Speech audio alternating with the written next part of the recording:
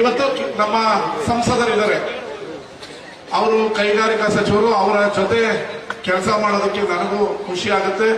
ಮಂಡ್ಯ ನಗರವನ್ನ ಮಾದರಿ ನಗರವನ್ನಾಗಿ ಮಾಡಬೇಕು, ಮಂಡ್ಯ ವಿಧಾನಸಭಾ ಕ್ಷೇತ್ರವನ್ನ ಮಾದರಿ ಮಾಡಬೇಕು. ಅವರ ಬಳಿಗೆ ನಾನು ಮುಂದಿನ ವಾರ ಇಲ್ಲ ಮುಂದಿನ ತಿಂಗಳು ಹೋಗ್ತೀನಿ. ಇಲ್ಲಿ ನಮ್ಮ ಬಸರಾಳ್ನಲ್ಲೂ ಮಂಡ್ಯ ನಗರದ ಸುತ್ತಮುತ್ತಲೂ ಕೂಡ 100 ಎಕರೆ ಜಾಗವನ್ನ ಐಡೆಂಟಿಫೈ ಮಾಡಿದೀವಿ, ಅದನ್ನ ಕೊಡೋಕೆ ರೆಡಿ ಇದೀವಿ.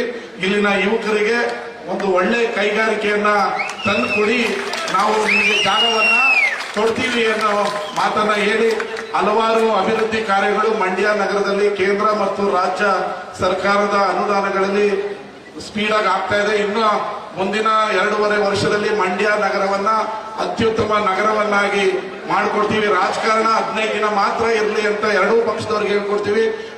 ರಾಜಕಾರಣವನ್ನ ಬದಿಗಿಟ್ಟು ನಮ್ಮ ಜವಾಬ್ದಾರಿಯಲ್ಲಿ ಮಂಡ್ಯವನ್ನ ಅಭಿವೃದ್ಧಿ ಮಾಡೋಣ ಅಂತ ಹೇಳಿ ನನ್ನ ಮಾತನ್ನ ಮುಗಿಸ್ತೀನಿ. ಧನ್ಯವಾದಗಳು, ನಮಸ್ಕಾರ.